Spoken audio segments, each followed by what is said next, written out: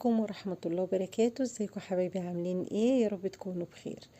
غبنا وراجعين برضو بهبتنا، وجايبه لكم النهارده معايا رغيف الحواوشي الكومبو. حاجة كده تحفة تحفة، مستحيل ما تجربيش الوصفة دي بعدي. هنقول مقاديرنا على السريع كده، منطولش الفيديو على بعض. انا معايا نص كيلو لحمة، ومعايا 3 بصلات، معايا 2 طماطم، معايا قرن فلفل، معايا قطعة ليا، معايا حزمة بقدونس متنضفة ومغسولة كويس وناشفة. هاخد اول حاجة في الكبة، هفرم اللية زي ما احنا متعودين. لو حد اللي متابعني عارف انا بعمل ايه بالظبط. فرمت اللية، حتة اللية دي بتودي الحواوشي في حتة تانية. رغيف الحواوشي ده بقى لا تقولي لي كلتيه بره ولا دقتيه ولا اي حاجة، ولو كلت زيه بره هتدفعي فيه الشيء الفلاني. انا النهاردة من نص كيلو لحمة هعمل 3 ارغفة كومبو.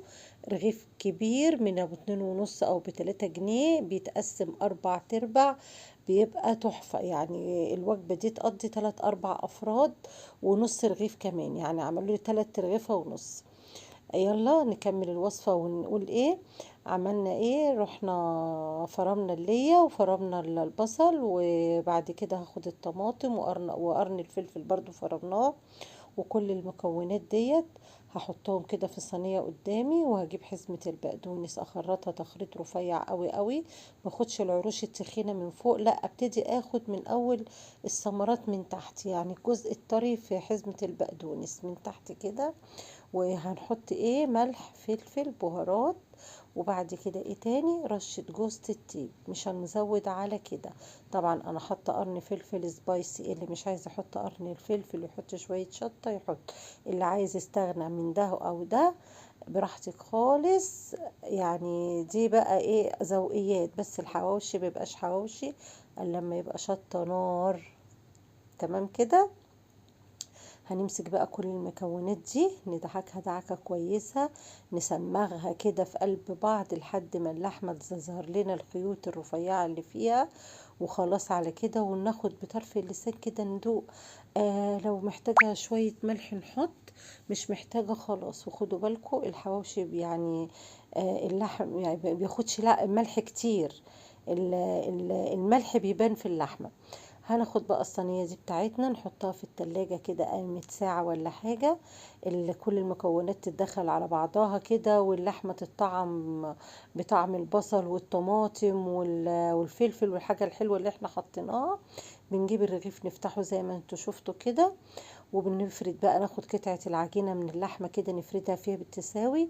انا هنا بقى كنت بعمل حواوشي مميز بالجبنة المبشورة الرومي، وبحط برضو قرون فلفل متقطعة كده اهوت للي عاوز، واللي مش عاوز كنت بستكفي بالحواوشي والجبنة الرومي بس.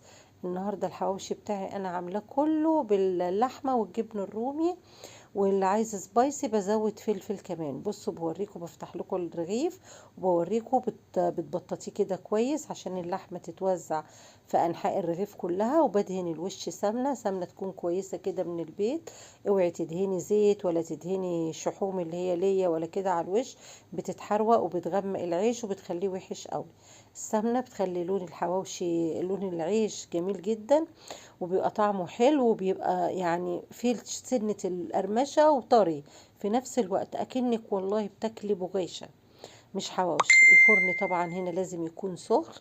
هنا انا عملت 3 ارغفة كبار وفتحة حتة عجينة صغننة، خدت نص رغيف فردتها فيه.